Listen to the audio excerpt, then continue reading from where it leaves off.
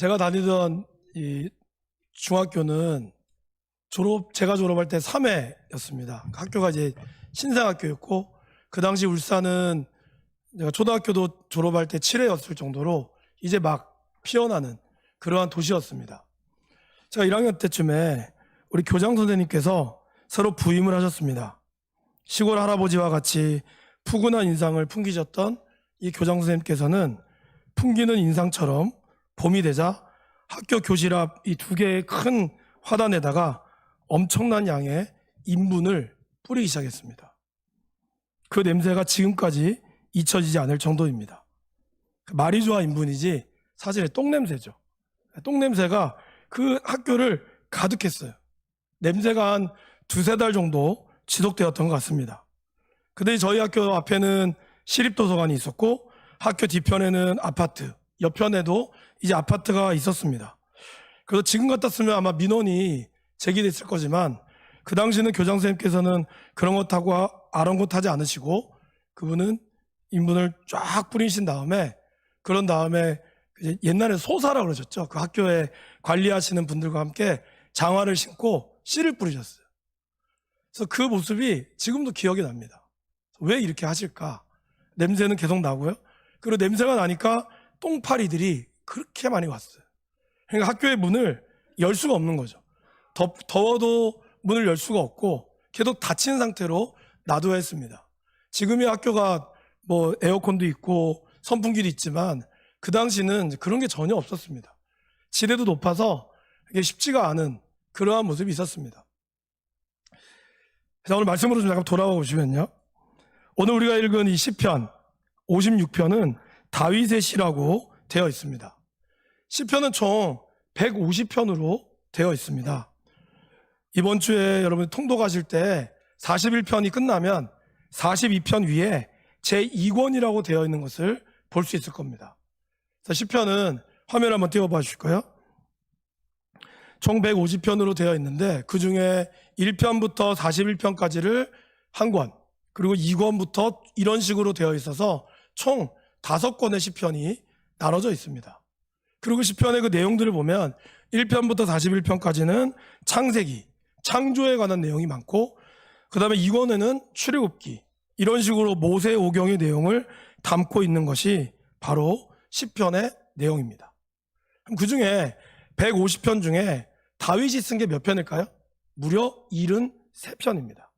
그래서 다윗이 1권에서 37편을 썼고 2권에서는 18편을 썼습니다. 이 내용을 이렇게 쓴 이유들이 있겠죠, 여러분. 특별히 1권과 2권에 가장 많은 내용이 담겨져 있는 이유. 다윗은 왕이 되기 전에는 목동이었습니다. 그래서 목동이었던 그가 자연의 아름다움을 보면서 하나님을 찬양했을 것입니다.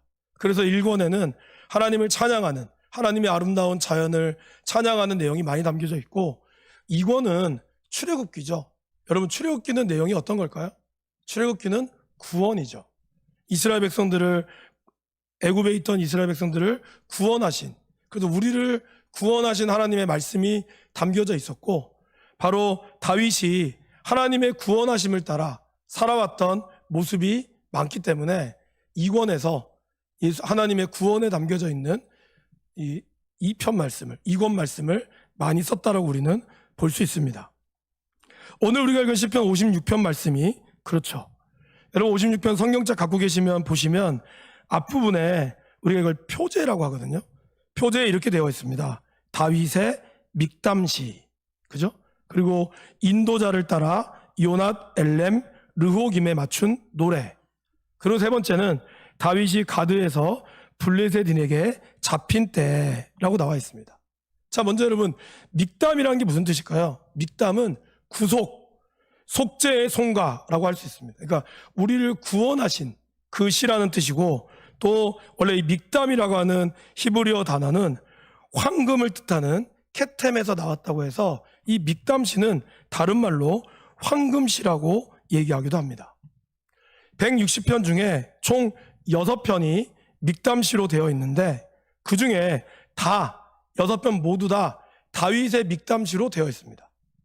특별히 16편을 제외한 56편부터 60편까지 제2권의 다윗의 믹담시가 구성되어 있습니다. 그 중에서도 10편, 16편, 58편, 60편을 제외하고는 다윗이 엄청난 고난에 처해 있을 때라는 것으로 나와 있어요. 그럼 여러분, 왜 이렇게 엄청난 고난이 처해 있는 것을 황금시라고 이야기할까요? 먼저 금이라고 하는 것. 금이 어떻게 생겼는지 아십니까? 제가 이제 금을 어떻게 생겼는지 인터넷으로 보니까 금은 인위적으로 만들 수가 없다고 그러죠. 또 지구에서도 만들 수가 없다고 합니다. 그러니까 엄청난 태양 에너지가 강력한 것을 발산한다고 해서 이 황금이 세워지는 게 아니라 이 금이라고 하는 것은 적어도 어마어마한 두 개의 행성이 부딪히는, 태양 에너지를 뛰어넘는 그런 부딪힌 가운데 나타나는, 거기서 태어난 것이 바로 금이라고 합니다. 어마어마한 압력과 그리고 부딪힌 가운데 나오는 금처럼 다윗이 인생을 살아가면서 어마어마한 고통과 압력과 그러한 고난 속에서 탄생한 시가 바로 이 다윗의 믹담시다라는 겁니다. 그래서 이 시를 보면 다윗이 그의 인생을 얼마나 고난당했는지, 얼마나 힘들었는지를 우리는 알 수 있게 된다라는 것입니다. 자, 그러면 요낫 엘렘 르호김은 무슨 뜻일까요? 이거는 일종의 운율입니다. 예를 들면 여러분을 노래 부르실 때 이 노래는 구슬프게 부르세요라고 한다든지, 아니면 느리게 부르세요라고 한다든지, 아니면 이 노래는 밝게 부르세요라고 한다든지, 요낫 엘렘 르호김은 그런 뜻입니다. 그러면 그 뜻이 뭐냐면, 원래 이 뜻은 먼 느티나무 위에 비둘기 한 마리 음조에 맞춰 찬양하라 라는 뜻입니다. 좀 복잡하죠? 여러분, 비둘기 소리가 어떻죠? 구구구 하잖아요. 근데 그것을 멀리서 소리를 들으면 처량한 느낌이 난다는 거예요. 그러니까 그 다음에 이렇게 나오죠. 다윗이 가드에서 블레셋인에게 잡힌 때, 다윗이 그렇게 잡혀 있어서 구슬프게 노래하는 것처럼 이 시편을 부르라라는 뜻입니다. 그럼 도대체 다윗에게 있어서 어떠한 상황이 있었길래 시편 기자는 이 다윗의 시를 그렇게 구슬프게 부를까요? 먼저 56편 1절 말씀 이렇게 시작합니다. 같이 한번 읽어보실까요? 하나님이여 내게 은혜를 베푸소서. 사람이 나를 삼키려고 종일 치며 압제하나이다. 다윗이 당했던 처하는 종일 사람들이 나를 압제하고 있다라는 겁니다. 여러분, 다윗의 이야기를 잠깐 좀 여러분에게 나누고 싶습니다. 다윗은 굉장히 어린 나이에 왕으로 기름 부음을 받았어요. 다윗이 기름 부음을 받은 이후에 그의 삶은 어떻게 변했을까요? 사울의 전용 궁중 음악사가 되었습니다. 그래서 사울이 늘 머리가 많이 아팠다고 하죠. 정신적으로 이제 시간이 지날수록 좀 있었을 때 다윗이 저처럼 목소리가 굉장히 좋았던 것 같아요. 그래서 저와 같은 목소리와, 왜 웃으세요? 네. 그렇게 하면서 다윗은 또 특별히 하프 연주를 아주 잘했다고 합니다. 그래서 그가 머리가 아플 때, 왜 여러분들도 이렇게 정말 노래 잘 부르는 가수가 노래 들으면 막 눈물 흘리시기도 하잖아요. 그런 것처럼 다윗도 자기의 연주를 하면서 그렇게 찬양을 했다고 합니다. 그러면 그 소리에 사울이 그 음악을 들으면서 자기의 머리가 상쾌해지는 그러한 경험을 했다고 합니다. 다윗이 그러한 역할을 감당했고, 또 결정적으로 누구나 우리가 아는 블레셋에 있는 골리앗 장군을 죽임으로써 다윗은 이스라엘의 영웅이 되었습니다. 그러한 다윗을 처음에 사울도 굉장히 좋아했어요. 그래서 다윗을 군대 장관으로 삼았고요. 다윗이 그러한 군대에 가는 곳마다 그가 승리했던 그런 놀라운 일들을 베풀었습니다. 근데 어느 날 사울이 다윗이 전쟁에서 이기고 사람들이 다윗을 칭찬하는 이야기를 들었습니다. 그 이야기가 뭘까요? 사울이 죽인 자는 천천히요, 다윗이 죽인 자는 만만히로다. 이 이야기를 듣고 사울이 다윗이 나를 만만히 보는구나, 이렇게 생각한 거예요. 그러면서 사울이 그때부터 다윗을 주목하기 시작합니다. 좋은 쪽으로 주목한 게 아니라, 저것 봐라, 언젠가는 나의 왕위를 얘가 잡아먹겠구나. 왜냐하면 사울에게는 요나단이라고 하는 그 다음 이을 왕을 사울이 준비시켜놨기 때문이에요. 근데 사람들이 사울보다 다윗을 더, 그의 아들 요나단보다 다윗을 더 중요하게 여기는 것을 노랫소리를 들으면서 그는 시기와 질투로 눈이 뒤집혀졌다는 겁니다. 그러다 급기야 다윗을 죽이기 위하여 자기 딸까지 팔려고 했죠. 내 딸 미갈을 데리고 가려면 내가 주겠다. 대신에 미갈을 얻기 위해서 블레셋 사람의 표피 100개를 네가 베어서 와라. 다른 사람 부활시키면 안 되고 네가 너 혼자 100명을 죽여야 한다. 이러한 어마어마한 미션을 줬다는 겁니다. 근데 놀랍게도 다윗이 그 미션을 수행했어요.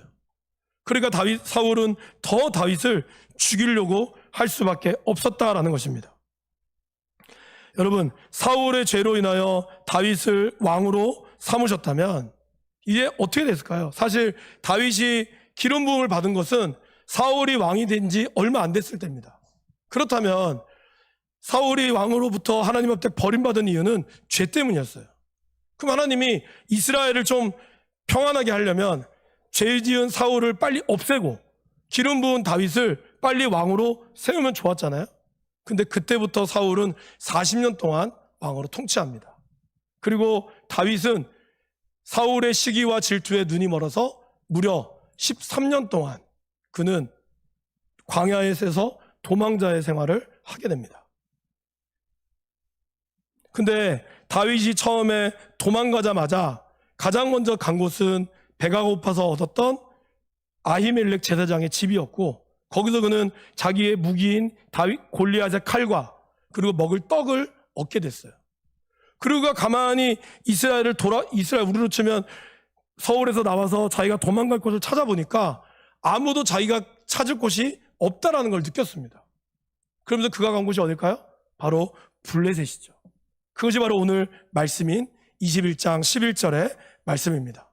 우리 21장 11절 말씀을 다 같이 읽어보실까요? 아기스의 신하들이 이는 그 땅의 왕 다윗이 아니니까 무리가 춤추며 이 사람의 일을 노래하여 이르되 사울이 죽인 자는 천천히요 다윗은 만만히로다 하지 아니하였나이까 한지라. 여러분, 오죽 답답하면 다윗이 블레셋을 갔겠습니까? 블레셋이 어떤 나라죠? 다윗이 골리앗을 죽인 나라예요. 그래서 그곳에 간다는 것은 어떻게 보면 목숨을 걸고 가야 되는 일입니다. 그런데 다윗은 3년 정도 시간이 흘렀고, 그리고 무엇보다 이 이스라엘 땅에선 자기가 갈 데가 없다라고 스스로 생각한 거죠. 그러면서 그는 항복을 선언하며 블레셋 앞에 갔습니다. 자기를 잊을 줄 알았죠. 그러나 어땠습니까? 오히려 신하들은 다윗을 사울보다 더 높이 인정하고 있었고, 그런 다윗이 왔다는 것은 분명히 왕을 죽이러 온 겁니다. 그러니까 이번 기회에 다윗을 죽여서 화근을 없애야 합니다 라고 그는 얘기했다는 거예요. 이 이야기를 다윗이 들으면서 어떻게 했을까요? 사무엘상 21장에 보면 이렇게 나옵니다. 다윗이 이 이야기를 듣자마자 바로 여기서 죽을지 모른다는 두려움이 엄습하면서 멀쩡하게 들어가려고 했던 모습을 바꾸고, 사람들이 다윗을 붙잡으려고 할 때 다윗이 발작을 일으켰어요. 침을 흘리고, 그리고 성문짝에다가 막 글자를 미친놈 사람처럼 막 글자를 쓰기도 하면서 수염에다가 침을 질질 흘리며 미친놈으로 그는 변장했습니다. 이 모습을 보고 아기스 왕이 보고 깜짝 놀란 거죠. 야, 얘가 진짜 천천히요 만만히요 했던 그 다윗 맞아? 미친놈 아니야? 이런 미친놈을 나한테 왜 데리고 왔어? 이러면서 다윗을 내쫓아버립니다. 다윗은 그로 인하여 살게 되었죠. 죽을 뻔하다가 살게 되었는데, 여러분, 이때 다윗의 마음이 어떠했을까요? 사실 다윗이 만약에 기름 부음을 받지 않았다면 다윗의 인생은 그냥 양치다가 이쁜 섹시 만나가지고 그리고 가정을 이루면서 그렇게 오손도손 사랑하는 내 님과 함께 그림 같은 집을 짓고 저 푸른 초원에서 한 100년 살았을 것입니다. 그런데 그가 기름 부음을 받고 왕으로서 인정받자마자 그의 인생에 고난이 찾아오기 시작했다라는 겁니다. 그리고 그는 오늘 이러한 상황을 맞이했다는 거죠. 그가 자기의 침을 흘리며 그리고 쫓겨나면서 그의 마음이 어땠을까요, 여러분? 아, 살았다. 기분이 좋았을까요? 천만의 말씀입니다. 얼마나 자기의 모습이 비참했을까요? 그것을 고백한 것이 시편 56편 8절입니다. 우리 다시 한번 읽어볼까요? 8절 말씀 우리말 성경 버전으로 저희가 준비했습니다. 한번 읽어보겠습니다. 주께서 내 방황을 굽어 살피시니 내 눈을 주의 병에 담으소서. 그것들이 주의 책에 적혀 있지 않습니까? 히브리어에는 이 방황이라는 표현을 비참한 아주 곤고한 처지에 있다라고 표현했습니다. 여러분, 다윗은 사울을 위해 충성했고, 그리고 왕의 시기와 질투로 도망가기 위하여 살기 위해 미친 척 해야 됐습니다. 얼마나 자기 자신의 모습이 한탄하며 울었을까요? 여러분, 어떻습니까? 우리 인생에도 이러한 위기가 찾아올 때가 있다라는 것입니다. 특별히 하나님을 잘 믿었는데, 정말 하나님이 나한테 복 주신다고 했는데 갑자기 오게 되는 사업의 실패와 결혼의 실패와 삶의 문제와 내 대학의 실패, 진학의 실패, 자녀를 잘못 키웠는지 이러한 문제들 앞에 우리들을 찾아오게 된다는 거예요. 또한 이런 위기가 나에게만 찾아오면 다행인데 이것이 내 가족에게까지 폐를 끼치게 된다라는 것입니다. 다윗 주변에 자녀의 다윗의 아버지와 그 모든 형들이 다 다윗에게 도망올 수밖에 없었고, 아까 제가 처음에 말씀드렸던 다윗이 처음 도망가면서 갔던 곳, 아히멜렉과 그 제사장, 그 집에 가서 그가 칼과 떡을 얻었습니다. 사실 제사장은 몰랐어요. 다윗이 왕의 사위고 얼마나 귀중한 사람입니까? 그래서 그는 아무런 의심 없이 그에게 칼도 주고 떡도 줬는데, 그 이후에 사울이 찾아와서 왜 줬냐고, 네가 다윗의 반란을 도왔다고 하루아침에 아히멜렉과 그의 제사장 가문인 85명이 몰살당했습니다. 다윗의 잘못으로, 다윗의 도망으로 인하여 주변 사람들이 그렇게 어렵고 힘든 시간을 보내야 했다라는 겁니다. 우리에게 찾아올 수 있는 위기, 언제든지 찾아올 수 있는 이 위기 가운데 나뿐만 아니라 주변 사람들도 피해를 볼 수 있는 이런 위기 가운데 어떻게 해야 될까요? 다윗은 사방에 아무데도 자기가 갈 데가 없다라고 생각했습니다. 그리고 이제 더 이상 이스라엘에서 갈 데가 없어서 어쩔 수 없이 블레셋에 갔는데, 블레셋마저도 자기를 받아주지 않으니 다윗은 어떻게 해야 될까요? 많은 사람들이 자기가 이러한 위기에 빠질 때 어떻게 합니까? 하나님을 떠난다는 거죠. 간절히 기도해도 하나님을 모르고, 내가 하나님의 은혜 받아서 잘난다고 했는데 갑자기 내 안에 위기가 찾아올 때 하나님을 떠나거나 아니면 극단적인 선택을 할 때가 있다라는 것입니다. 여러분, 다윗은 이때 어떻게 했을까요? 왜 하나님은 이렇게 이 많은 시간 동안 나에게 어려움을 줄까? 이 고통 속에서 하나님이 함께 하신다는 것을 그는 깨달았다라는 것입니다. 자신을 둘러싸고 있는 어려움이 있고, 그래서 사람들이 나를 마치 똥처럼, 인분처럼 피하고 버리려고 할 때 다윗은 오히려 사람이 아닌 하나님을 의지하기로 그는 결단합니다. 3절 말씀을 한번 읽어보실까요? 내가 두려워하는 날에는 내가 주를 의지하리이다. 그의 인생에 두려움이 찾아왔을 때, 더 이상 사방에 아무것도 없다고 느껴졌을 때 그는 주를 의지하리이다라고 고백합니다. 근데 여러분, 의지한다라는 원래 히브리어 단어가 무슨 뜻인지 아세요? 나를 완전히 쓰러뜨리다, 나를 던지다라는 뜻이에요. 내 인생이 거름과 같이 냄새나고, 그래서 미친 척하지 않으면 안 되고, 그래서 사람들로부터 외면당하는 모습처럼 보여질 정도로 비참할 수 있을 때, 그래서 내가 완전히 쓰러지고 내가 완전히 넘어질 때, 그때가 하나님의 때라는 거예요. 그때가 하나님이 역사하는 때다라는 것입니다. 저와 여러분들의 인생에서 인분과 같은 거름이 뿌려지는 시기가 있습니다. 인생에서 거름이 뿌려지는 순간 우리의 본능은 어떻죠? 이 냄새나고 이 더러운 것을 최대한 빠르고 고통 없이 지나가기를 바랍니다. 그런데 여러분, 어떻습니까? 좋은 열매가 맺는 것은, 건강한 가지가 되려면 그 냄새나는 거름이 충분히 땅에 스며들어야 됩니다. 스며들어서 그 뿌리에 들어가야 되고, 그리고 그 스며들어서 제 기능을 다할 때까지 기다릴 줄 알아야 한다는 것이죠. 뿌려놓은 인분이 냄새난다고 그냥 걷어버리면 그 땅에 올바른 열매가 자랄 수가 없습니다. 그렇기 때문에 하나님께서 다윗에게 13년간의 광야 생활을 하게 하신 이유가 바로 거기 있다라는 것이죠. 다윗은 그걸 깨달았습니다. 거름덩이와 같은 인생이 하나님이 만드시는 궁극적인 삶이 아니라는 것을 그는 깨달았습니다. 그리고 나를 꺾고 하나님 안으로 들어가면 그의 두려움이 사라질 거라는 것을 그는 고백했죠. 시편 56편 4절 말씀 이렇게 고백하고 있습니다.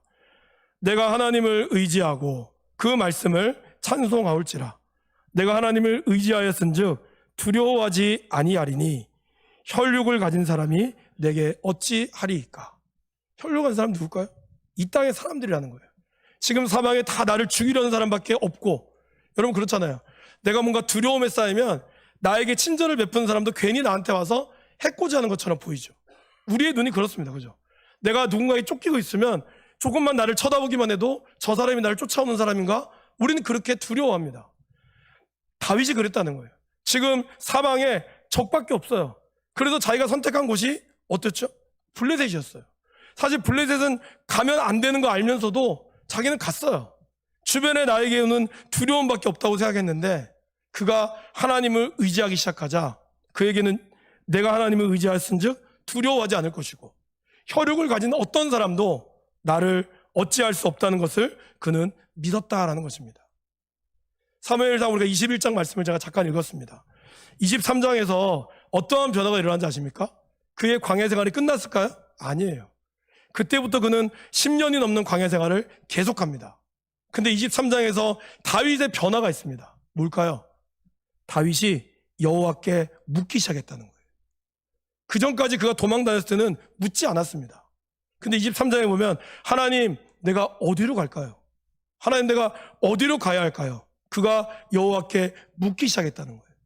하나님께 묻기 시작하자 하나님은 이스라엘 땅 안에서도 사울에게 걸리지 않도록, 걸려도 심지어는 자기의 동굴 안에 사울이 들어왔음에도 불구하고 사울이 다윗을 알아보지 못할 정도로, 오히려 다윗이 사울을 죽일 수 있는 기회마저 생길 정도로 하나님은 그를 보호하셨다라는 것입니다. 그가 왕이 된 후에 그의 인생을 회고하면서 쓴 이 시편 56편 12절 13절에 다윗은 다음과 같이 고백합니다. 제가 다른 번역본 표준세 번역본을 준비했는데요. 같이 한번 읽어보실까요? 하나님, 내가 주님께 서원한 그대로 주님께 감사의 제사를 드리겠습니다. 주님께서 내 생명을 죽음에서 건져주시고 내가 생명의 빛을 받으면서 하나님 앞에서 거닐 수 있게 내 발을 지켜주셨기 때문입니다. 다윗은 어려움 속에서도 그는 끝까지 하나님을 의지했습니다. 아마 그러면서 그는 하나님 앞에 하나님 이번만 잘 넘기게 계시면 내가 하나님 정말 열심히 믿을게요. 아마 그러한 말들을 하면서 하나님께 서원했을 거예요. 그리고 그가 왕이 되면서 그는 이 모든 것을 감사함으로 받았습니다. 여러분 우리에게 이런 신앙이 중요한 거죠.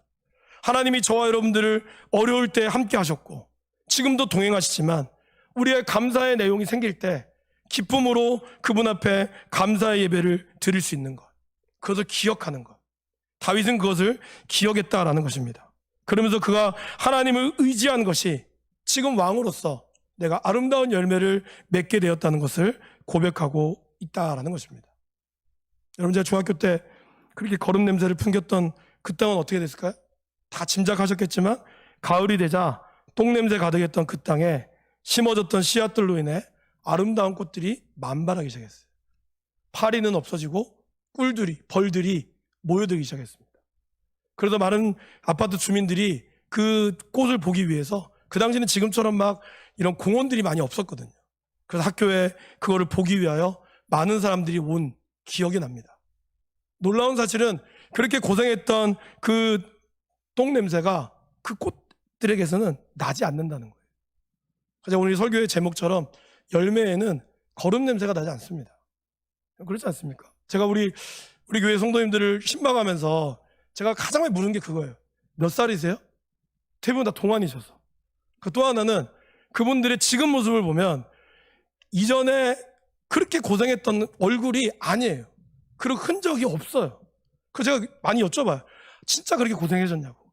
진짜 정말 예수님 안 믿고 막 이 오만때 막 동네를 쫓아다니며 깽판 치고 그런 분들 계시거든요. 근데 지금 그 모습을 보면 전혀 그런 모습이 아니에요.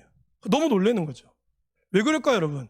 우리 인생에 그러한 고난과 거름 같은 인생이 올지라도 그것을 하나님께서는 예수님을 만나고 주님 앞에 열매 맺는 인생으로 바꿔주신다라는 것입니다. 사랑하는 여러분, 우리 주님이 그랬죠? 우리를 위해 기꺼이 거름덩이가 되셨습니다. 사람들은 예수님을 거름덩이처럼 멸시했고 쓸모없다고 버렸습니다. 그러나 예수님의 죽으심으로 우리는 구원을 받았고, 그리고 예수님의 부활하심으로 우리 모두 승리하였습니다. 그리고 그렇게 사람들에게 버림받은 그 이름, 그 예수 그리스도의 이름이 가장 아름다운 이름, 가장 뛰어난 이름이 되었습니다. 이제 그 이름을 믿는 우리도 주님과 함께 영광을 누릴 수 있도록 주님은 우리를 부르고 계신다라는 것입니다. 오늘 어린이날입니다, 여러분. 어린이날에게 정말 좋은 거를 주고 싶은 것이 부모의 마음이라고 생각합니다. 저도 마찬가지입니다. 늘 다음 세대를 향하여 우리가 간절히 기도하고 축복하고자 합니다. 근데 여러분, 정말 이 다음 세대 아이들이 그러면 티 없이 맑고 자라야 되지만 이 아이들이 정말 거름덩이를 경험하지 않아야 될까요? 저와 여러분들에게 냄새나는, 그리고 거름덩이와 같은 그런 인생이 없었다면 과연 지금 우리의 삶이, 과연 지금 우리의 나라가 잘 살 수 있었을까요? 우리는 우리의 자녀들이 상처받지 않기를 원하고 정말 티 없이 맑게 자라기를 원합니다. 근데 과연 티 없이, 아무런 상처 없이, 아무런 어려움 없이 그냥 부모 해준 대로 다 해가면서 아무런 부족함 없이 자랄 때 그 아이들이 정말 그들에게 찾아오는 아픔과 고통을 이겨낼 수 있을까요? 그 고통 속에서 이 아이들이 진짜 아름다운 열매를 맺을 수 있을까요? 오늘 우리 다음 세대를 보면서 그것을 고민해야 한다는 겁니다. 물론 많은 지원을 해야 되고 많은 것들을 도와줘야 되는 게 맞습니다. 그러나 그 아이들이 선교의 현장에서, 그리고 때로는 눈물을 흘리는 현장에서 그 아이들이 그 눈물 속에 그 아픔을 맛볼 수 있게 해주는 것도 진짜 이 아이들에게 필요한 열매일 수 있다는 겁니다. 근데 많은 부모들이 그렇게 하려고 하지 않아요. 애들 힘든 것보다 차라리 부모 힘든 게 낫다, 그렇게 하면서 부모가 다 하죠. 물론 부모의 교육 방침이니까 그걸 제가 어떻게 얘기할 수는 없으나 중요한 건 그거라는 거죠. 거름이 없다면, 똥냄새 나는 거름과 그러한 지저분한 거름들이 없다면 진정한 맛있는 열매를 맺을 수 없다라는 것입니다. 저와 여러분들이 먹는 그런 좋은 음식들, 건강한 음식들은 다 그렇게 그런 거름 냄새 풍기면서 그곳에서 그 영양분을 먹으며 자랐다는 것을 우리는 잊어서는 안 된다라는 것입니다. 그러다 우리 진정한 우리의 다음 세대 아이들에게, 이 아이들에게 정말 거름이 될 게 뭘까? 이 아이들이 그 가운데 눈물을 흘리면서도, 눈물을 경험하면서도 이 아이들이 세워져야 될 게 뭘까? 그것이 정말 이 다음 세대들을 위한 열매가 아닐까 하고 생각합니다. 여러분 어떠십니까? 여러분, 우리는 아름다운 열매를 맺기를 소원합니다. 그런 아름다운 열매에는 거름이 없으면 안 됩니다.